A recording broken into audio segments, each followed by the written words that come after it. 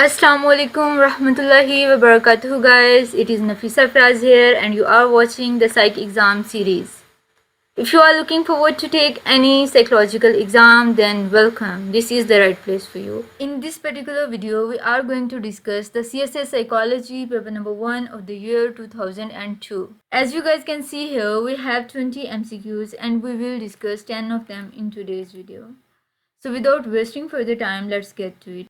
Our first question states that the junction where the axon of a sending neuron communicate with receiving neuron is called, वो जगह जहाँ पे sending neuron का axon, ठीक है, communicate करता है रिसीविंग न्यूरॉन के एक्सॉन के साथ, उसको हम क्या कहते हैं?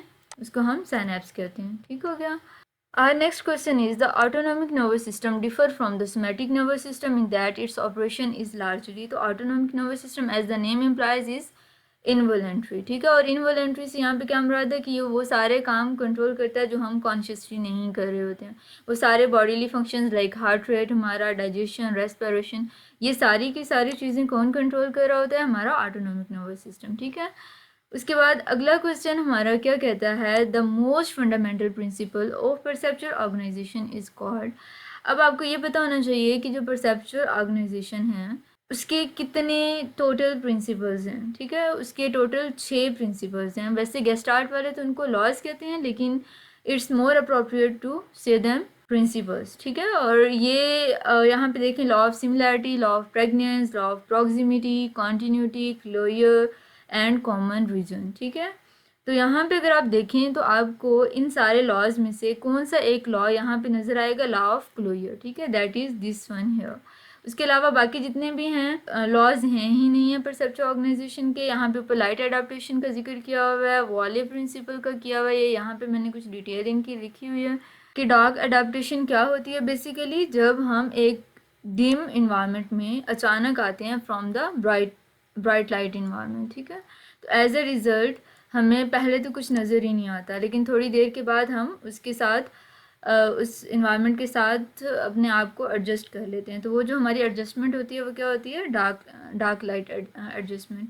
उसके अलावा यहाँ पे वॉले प्रिंसिपल है, ये न्यूरॉन्स की फायरिंग से रिलेटेड है, ये भी आप देख लीजिएगा. ठीक है. Our next question is, which of the following phenomena was studied by Pavlov. सब पहले तो मुझे ये लगा कि पार्लर कोई साइकोलॉजिस्ट होगा या कोई साइंटिस्ट होगा, बट मुझे कोई साइकोलॉजिस्ट इस नेम से नहीं मिला. तो ऑप्शंस को देखते हुए मुझे जिनमें ये ऑपरेंट कंडीशनिंग, क्लासिकल कंडीशनिंग वगैरह आ जाती है, तो मैंने इसको आइसक्रीम पार्लर की इक्वेट किया फिर. ठीक है, बिकॉज हम आइसक्रीम पार्लर्स वगैरह को यूज़ करते हैं बच्चों को रीइंफोर्स करने के लिए. ठीक है, क्लासिकल में तो ज़ाहिर है हम इसको नहीं कर सकते, इसको लिंक. उसके अलावा यहाँ पे कुछ और ऑप्शन है. मैचुरेशन का ऑप्शन है जिसमें हमारी जो एबिलिटीज़ हैं वो मैच्योर होती हैं. बच्चा पैदा होता है, उसके बाद जैसे जैसे वो बड़ा होता जाता है उसकी मैचुरेशन का अमल स्टार्ट रहता है. एनिमल कॉग्निशन बेसिकली इसमें क्या होती है, ये भी इंपॉर्टेंट है, ये आपको पता होना चाहिए कि हम mental capacities non human animals की देखते हैं. हम देखते हैं कि वो किस तरह से अपने आप को अडॉप्ट करते हैं और किस तरह से फ्लेक्सिबल बिहेवियर शो करते हैं. ठीक है, और सबसे इम्पोर्टेंट चीज़ जो इस क्वेश्चन में आती है वो ये है कि एनिमल कॉग्निशन को जिस फील्ड ऑफ साइकोलॉजी में स्टडी किया जाता है उस फील्ड को कंपैरेटिव साइकोलॉजी का नाम दिया जाता है. ठीक है.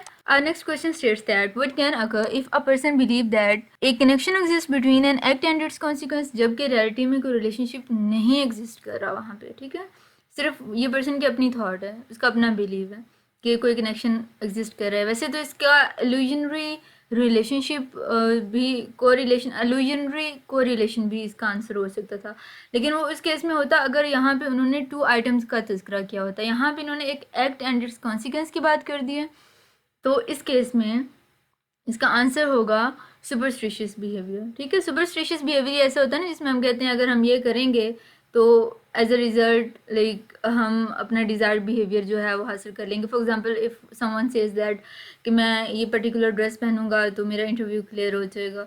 लाइक इस तरह की जो चीज़ें जहाँ पे एक्चुअली रिलेशनशिप एग्जिस्ट नहीं कर रहा लेकिन हम खुद से रिलेशनशिप बना रहे हैं, तो वो सुपरस्टिशियस बिहेवियर होगा. उसके अलावा सीक्वेंशियल लर्निंग के बारे में मैंने कुछ लिखा हुआ है यहाँ पे, ये देख लीजिएगा. इट इज़ इम्पोर्टेंट कि आपको पता हो. ठीक है, इसमें वैसे सीक्वेंशियल लर्निंग में वही जो रिसेंसी और प्राइमेसी इफेक्ट्स वगैरह जो होते हैं वो सीक्वेंशियल लर्निंग के अंडर ही आ जाते हैं. ठीक है. अगला क्वेश्चन है, advertisers place beautiful people are likable places.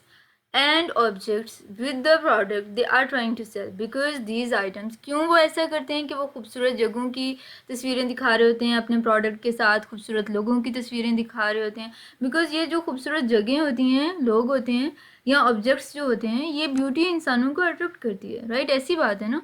तो एज अ रिज़ल्ट जब हम किसी भी ब्यूटीफुल ऑब्जेक्ट को देखते हैं तो हमारे अंदर पॉजिटिव इमोशंस क्रिएट होती हैं, ठीक है, अच्छी फीलिंग्स क्रिएट होती हैं। तो जब साथ वो प्रोडक्ट भी आ रहा है तो क्लासिकल कंडीशनिंग के प्रिंसिपल्स के अकॉर्डिंग हम एसोसिएट कर लेते हैं उस प्रोडक्ट को उन अच्छी फीलिंग्स के साथ। तो इसका आंसर होगा cause pleasant feelings to be above, ठीक है। नेक्स्ट क्वेश्चन हमारा कहता है the body's natural tendency to maintain a state of internal balance और इक्विलिब्रियम इज कॉल्ड। जो बॉडी की अंदरूनी ये खासियत होती है कि वो जो उसका इंटरनल बैलेंस है उसको वो कायम रखता है, ठीक है। तो ये हम लोगों ने बाद में भी पढ़ा था एफएससी में, इसको हम क्या कहते हैं, होम्योस्टेसिस का नाम देते हैं, ओके। उसके अलावा यहाँ पे अराउजल का ऑप्शन है, ओपनेंट प्रोसेस का है, इंस्टिंक्ट का है। इंस्टिंक्ट का तो आपको पता ही है कि जो हमारे इनबॉर्न जो टेंडेंसीज होती हैं कुछ जो एक पॉपुलेशन के साथ पर्टिकुलर होती हैं, ठीक है, स्पेसिफिक होती हैं एक पॉपुलेशन के लिए, उनके तमाम मेंबर्स में वो एग्जिस्ट कर रही होती हैं, वो क्या होती हैं, इंस्टिंक्ट्स होती हैं। ओपन प्रोसेस थ्योरी की बहुत सी इम्प्लीकेशंस हैं, ये हमारी इमोशंस पे भी एप्लीकेबल होती है, ये हमारी विजन पे एप्लीकेबल होती है, ठीक है। और भी डिफरेंट फिनोमिनाज के लिए हम इसको कहते हैं कि ओपन प्रोसेस थ्योरी यूज़ होती है। तो इसकी डिटेल तो इंशाल्लाह हम फिर कभी डिटेल में जाएंगे। इसके यहाँ पे मैं आपको जस्ट एक आइडिया देने के लिए कि हम एक नॉर्मल स्टेट में हैं, ठीक है, या एक बच्चा एक नॉर्मल स्टेट में है, उसमें उसको आपने एक खिलौना दे दिया तो वो बहुत हैप्पी हो जाएगा। उससे आप वो खिलौना लेके देखें वो रोने लग जाएगा, बजाय इसके कि वो अपनी नॉर्मल स्टेट पे आए वो सैडनेस की स्टेट में चला जाएगा, रोएगा। फिर उसके बाद आहिस्ता आहिस्ता वो दोबारा नॉर्मल स्टेट में आएगा। तो ये यहाँ पे ये इंडिकेट करी है कि एक हमारा एक इमोशन है और उसके साथ उसके ऑपोजिट दूसरी इमोशन है, ठीक है। This is how it works. यहाँ पे आगे अगर आप वीएन का देखें, वीएन में इसकी इम्प्लीकेशन होती है कि हमारे जो कोन्स हैं हमारे आइज़ के अंदर होते हैं, देखने में हेल्प आउट करते हैं, कलर वीएन के लिए इंपॉर्टेंट होते हैं। तो वो जो कोन्स हैं हर कोन के अंदर दो कलर्स होते हैं, एक लाइक और वो ओपन कलर्स होते हैं, ठीक है। फॉर एग्जांपल एक है उसमें ग्रीन रेड है, दूसरे में जो है ब्लू येलो है, तीसरे में जो है थ्री हमारे इंपॉर्टेंट कलर्स होते हैं ना, तो तीसरे में हमारा वाइट एंड ब्लैक होगा। तो यहाँ पे अगर आप देखें, अगर ग्रीन कलर हम देख रहे हैं तो उस टाइम पे उसी कोन में से हम रेड कलर नहीं देख सकते। अगर आपने एक ही टाइम पे दोनों कलर्स को देखना है तो उसके लिए आपको क्या करना पड़ेगा, किसी और कोन को यूज़ करना पड़ेगा जिसमें रेड कलर मौजूद हो, ठीक है। फॉर एग्जांपल आप ये इमेजिन कर लें इसमें भी ग्रीन रेड है, तो जो एक टाइम पे अगर आप इसमें से ग्रीन के थ्रू देख रहे हैं तो इसी कोन के थ्रू आप रेड कलर नहीं देख सकते हैं। उस टाइम पे रेड कलर सो रहा होगा जब ग्रीन कलर यूज़ हो रहा होगा, ठीक है। तो इस तरह से ये थ्योरी वर्क करती है और इसकी बड़ी इंपॉर्टेंट और बड़ी मज़े की इम्प्लीकेशंस हैं। अभी टाइम नहीं है, इंशाल्लाह मैं इसको फिर कभी आपके साथ डिस्कस करूँगी, ठीक है। उसके बाद नेक्स्ट क्वेश्चन है हमारा, concern with meeting standards of excellence and accomplishing difficult task refers to need for. यहाँ पे ये पूछ रहे हैं कि जब एक बंदा बहुत मुश्किल काम भी करने को तैयार हो जाता है एक्सीलेंट काम करने के लिए, तो यहाँ हाई स्टैंडर्ड्स को अचीव करने के लिए, तो उसके अंदर कौन सी नीड हाई होती है, तो ज़ाहिर है उसके अंदर अचीवमेंट की नीड हाई होती है। यहाँ पे मैंने पावर अप्रिसिएशन वगैरह की नीड्स को भी डिफाइन किया हुआ है, ये भी आप देख लीजिएगा, ठीक है। उसके बाद हमारा अगला क्वेश्चन है, विच of the following condition is not associated with prolonged sensory deprivation. तो इसके ऊपर एक एक्सपेरिमेंट किया गया था 1950s में और कुछ स्टूडेंट्स को बिल्कुल आइसोलेट कर दिया गया था for the sake of experiment, okay.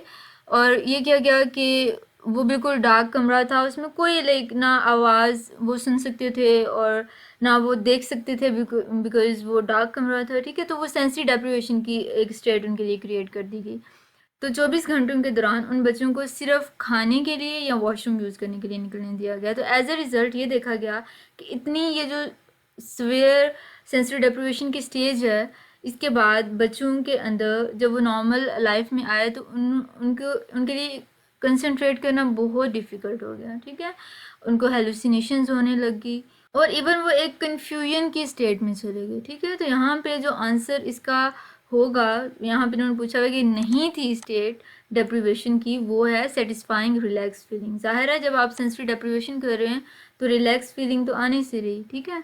So this is what it is. This is it for this video. इंशाल्लाह अगली वीडियो में हम इसी पेपर का जो रिमेनिंग पोर्शन रह गया है उसको डिस्कस कर लेंगे। If you guys have any query और difficulty with any particular topic of psychology, feel free to ask me in the comment section below. I will make sure to resolve it in my upcoming videos inshallah. अगर video आपके लिए beneficial रही है तो please इसको like ज़रूर करें और चैनल को सब्सक्राइब करें ताकि हर न्यू आने वाली वीडियो आप तक पहुंच सके।